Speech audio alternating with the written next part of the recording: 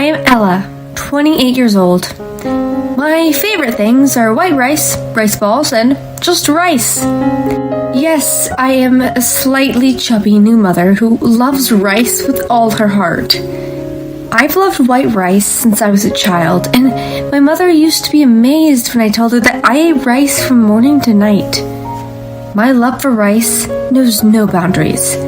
And I even went on a study at a university in the food industry to develop delicious recipes that will go well with rice. It was there I met my current husband, Daniel. We were in the same class, and I was thrilled when he told me that he was a rice farmer. I was born and raised in the city and didn't know anyone who was a rice farmer. He came to the city because he didn't like the fact that his family was a farmer in the countryside. He seemed to be inspired by my love of rice and the fact that I ate it so deliciously every day. After graduation, I followed him back to the countryside to take over the farmhouse, and 2 years later, we got married. Now I work as a dietitian at a nursing home, and I'm always helping with the rice planting and harvesting. The eldest son, who had moved to the city saying he would not take over the family business, came back with a prospective wife, and my in-laws were in a frenzy. Moreover, my husband. If Ella hadn't been smiling so broadly and chomping down on rice balls at that moment, I wouldn't have had any intention of taking over the farm. Would say that, so I am worshipped like a goddess in my in-laws' house. My in-laws are gentle people to begin with, so when they decided to build a house on their property, I had no resistance. I get to eat delicious rice from a rice-producing region every day.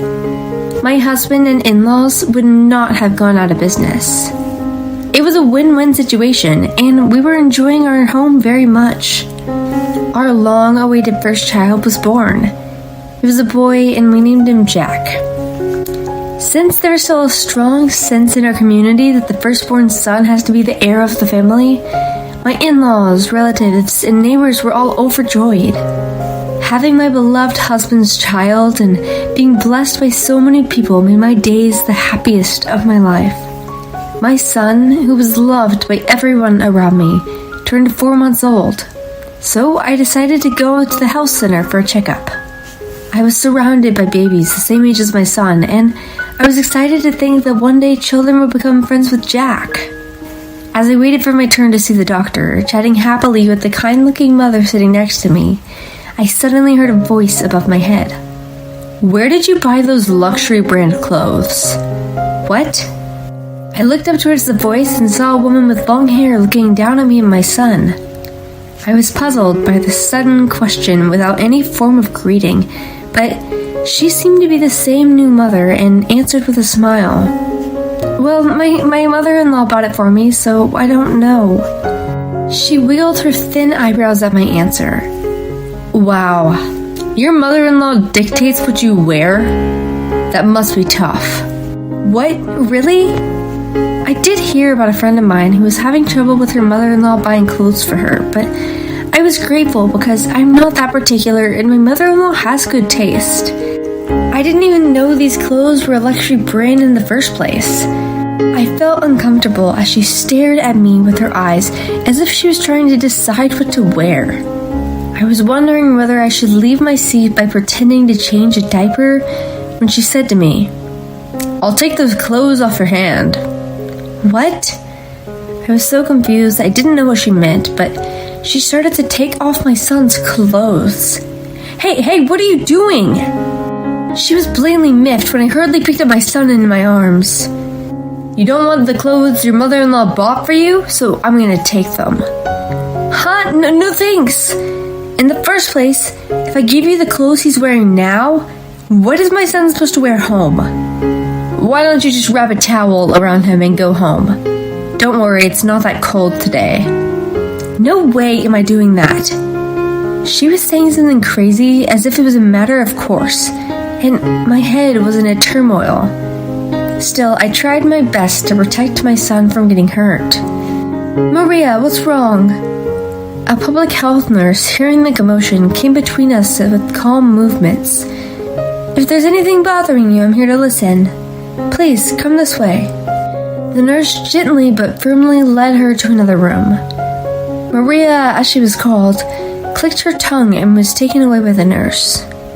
"Are you okay?" Yes. The woman next to me, whom I had been having a friendly conversation with earlier, looked at me with concern. Apparently, she had brought that nurse to the scene, and I thanked the woman. I wiped away a cold sweat, thinking about the crazy people in this world. The next day, when I thought such an unpleasant thing would never happen... Huh? What's wrong, Ella? As I was about to take in the laundry I had it hung out to dry in the evening, I'd noticed something odd. One of Jack's clothes was missing. The clothes of my son who had come for his checkup yesterday. I couldn't find that one of his clothing items, let alone the hanger. Oh no, maybe the wind blew it away. I'm sorry, but you bought it for my son, too. My mother-in-law soothed me with a smile and I was feeling down. It's okay. I have another chance to buy clothes for my grandson. Just kidding. I couldn't help but smile at my mother-in-law's playful and kind attitude, even though I'd been feeling down. I know, let's go shopping tomorrow. Let me know what you like. Okay. Thanks to my mother-in-law's concern, the case of my son's missing clothes was supposed to be resolved peacefully. However, 5 days later, my son's clothes went missing again. As it was a slightly expensive item my mother-in-law had recently bought for him, even my mother-in-law was suspicious, looking around the yard. Still, we couldn't make a big deal out of the loss of 2 pieces of clothing, so we did nothing about it. 3 days later, after lunch, while dealing with a delivery service, we suddenly looked around the entrance and realized what had happened. The day before, we had been caught in a rainstorm while taking a walk and we could not find our stroller, which was supposed to be drying out on the porch. Miss Julia, do you know what happened to the stroller? What? No, I don't. That's weird. The stroller was also a gift from my mother-in-law. Moreover, it was a sturdy and stable foreign brand so that my son could go out with peace of mind. I felt my heart race, and that's when I decided. I was convinced that both the baby clothes and the stroller had been stolen. Whoever it was had stolen my precious son's things. I was boiling with anger. I'm reporting this to the police. I was taking out my phone. My mother-in-law stopped me. Calling the police over missing stroller is crazy. But the stroller and the clothes are precious things that you bought for my son. I knew what she did. My mother-in-law used the computer, which she's not good at using, to gather information on buying baby items. I know that she was truly happy about the birth of my son, and that she took good care of my body and gave me good things. I will never forgive anyone who tramples on my mother-in-law's goodwill. Ella! My mother-in-law stared at me and sighed, troubled and happy. All right, but don't contact the police. But, as if to calm me down, she says, a missing stroller won't get the police to make a move. I'll find the culprit more efficiently. You go take a nap with Jack. After saying this, my mother-in-law picked up her address book and began making phone calls. Listening to the leaked conversation, I couldn't help but be impressed by my mother-in-law's acting ability and skillful speech. Surely, in the countryside, we might not be able to find the culprit this way. As I predicted, the culprit was easily found 3 days later. My mother-in-law thought it was someone who lived nearby, judging by the manner of theft. So my mother-in-law's only action was to make tearful phone calls to the wives in the neighborhood to complain about the damage that was caused. With that, the wives all worked together to gather information. The neighborhood's high opinion of me as a wife who came to the city and did not mind taking care of the rice paddies led me to a powerful response. Well, maybe they're just amused onlookers, but my mother-in-law made a lot of phone calls. By the end of the day, the information had spread throughout the entire neighborhood association, and one of the wives gave me a valuable eyewitness report that she had seen a similar stroller in a neighboring town. Based on this information, we questioned the farmer's wife, who lived in the next town, and she admitted to the crime. The network in the countryside is quite frightening. I was then surprised by a woman who visited our house with a baby stroller accompanied by her husband. She was the woman who had tried to rip off my son's clothes at his 4-month checkup. Apparently, she had followed me home after the checkup while pushing the stroller.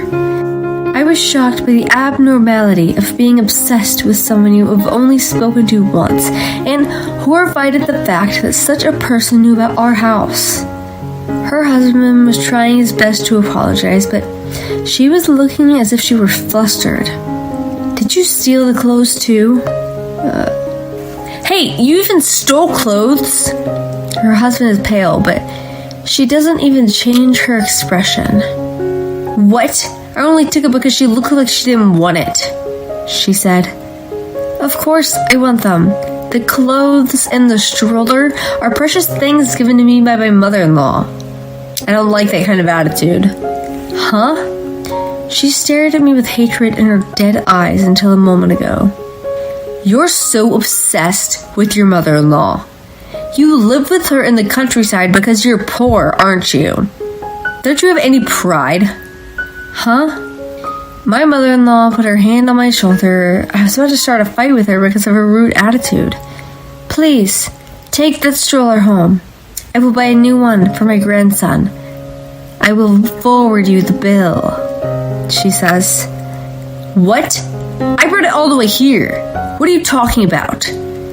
Ignoring her rant, my mother-in-law spoke to Maria's husband. Sir, your wife seems to have very sticky fingers. This isn't the first time she's stolen something, is it? What?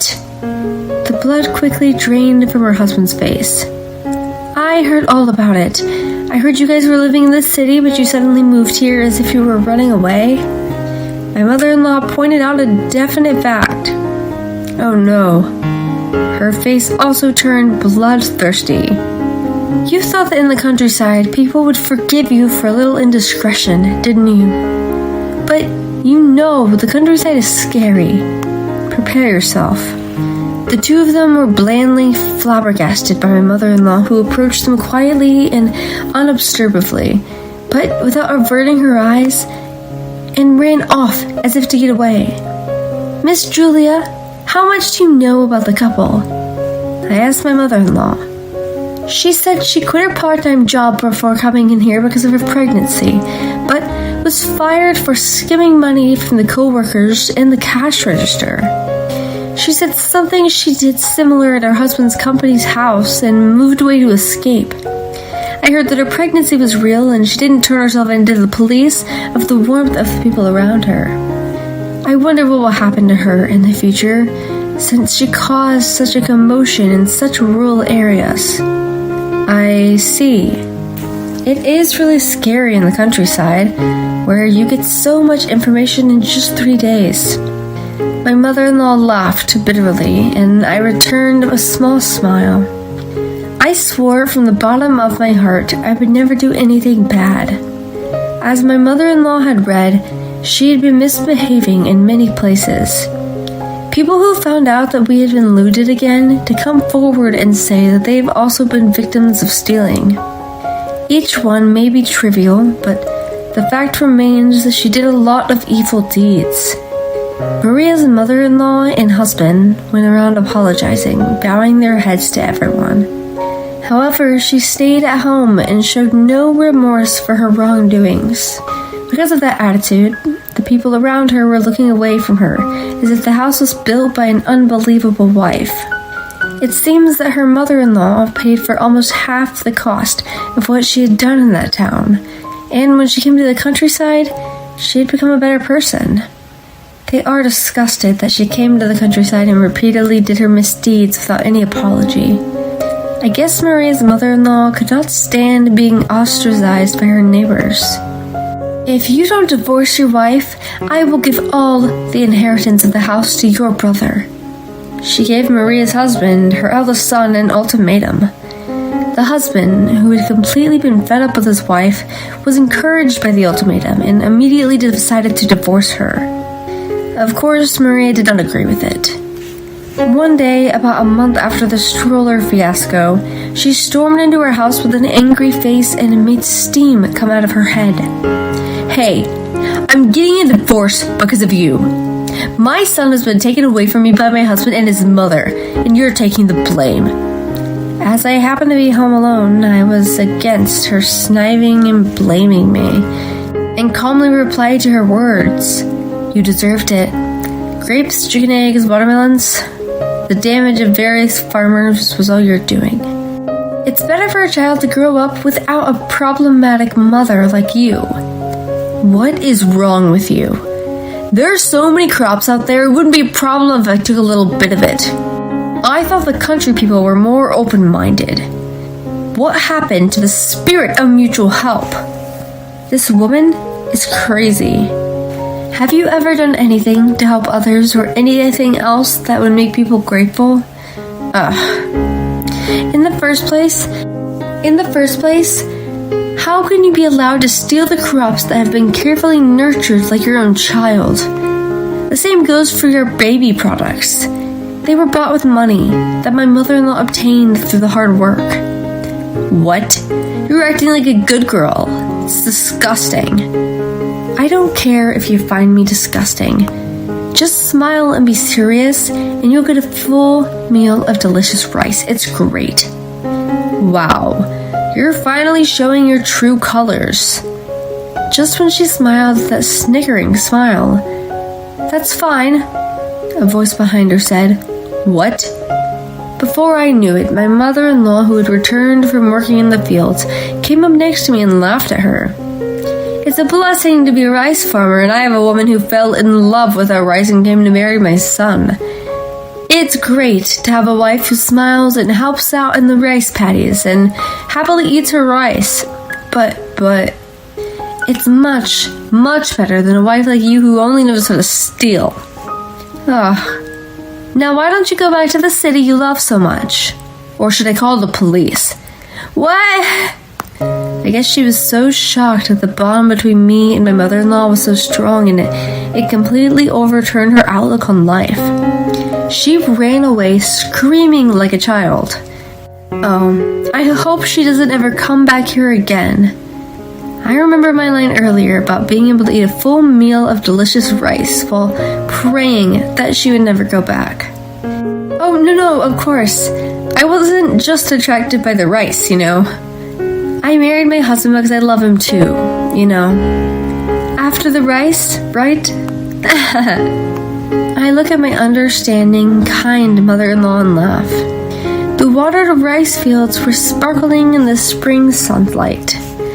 My mother-in-law was furious at Maria's unrepentant behavior when she stormed into her house after that. She demanded an immediate lump sum refund of the damage payment she had taken on her shoulders. Naturally, Mia was unable to repay the money, and her flamboyant and confident appearance from the line we first met was just a shadow of her former self. She left the town with shaggy hair and tattered clothes. She would probably end up living a life of debauchery, working in some bar somewhere in the middle of nowhere. 5 months have passed since then, and it is time to take our son, who gradually switched from baby food to regular food. The rice that Daddy made is delicious, isn't it? Mama. Yes, nothing beats fresh rice. Dada. My husband, who was eating next to me, laughed as I chatted with my son while feeding him porridge. Jack is gonna grow up to be a rice lover, isn't he? Of course. He's a happy child who always loved delicious rice by his side. Both my mother-in-law and father-in-law look at us with smiles. Surrounded by my favorite rice and a kind family, I am full of happiness.